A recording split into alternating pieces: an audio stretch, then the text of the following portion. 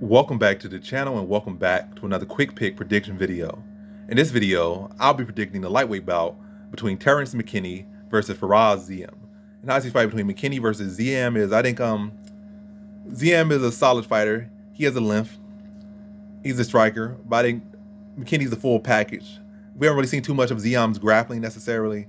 And I think McKinney has been a pretty solid, underrated wrestler at this given point, and we probably will see more of that as the fight goes on. I mean, as his career goes on, especially in this fight where he's going against a fight where a guy's more of a specialist in Ziam.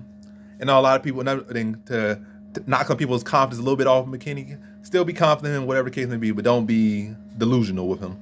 The man striking did not look all that great prior to the UFC. Like, even in his last fight prior to the UFC, he did not look all that great in striking, offensively or defensively.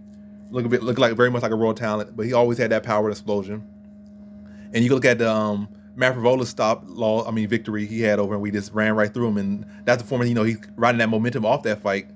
But when you look at that fight against what's his name, Frevola, who also had a explosive first debut or explosive fight where they knocked out Matt Frevola, Marco Polo Reyes. But Marco Polo Reyes did not have no stellar career after that. He didn't.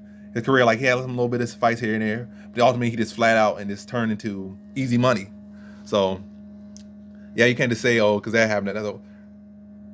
It looks good, but ultimately don't say all that much about it, the way he beat Frevola. It looks good. It's good for his bonus, good for his paycheck, but not good for the long term. It would have been much better if he was able to, fight a full-fledged out fight and beat him from, like, the start to finish, or maybe start and then got to finish, like, in the second or third, or maybe a more fleshed out fight, maybe even in the first round stoppage, but more fleshed out. But it wasn't a very fleshed out fight. Like, I think the first strike he landed was all he needed. So can't say too much about that, but all I'm gonna say is I feel like Terrance Mckinney, like I said, the more we're on the fighter, I think he can gain respect for Ziam, be the pressure, land heavy strikes, and then also use the fact that he had that fight where he hurt, was able to get Frevola out there early. Now his opponent's gonna be respecting that power. He's gonna be overreacting to that power, and then he's getting reacted to that power. Look to level change, score takedowns.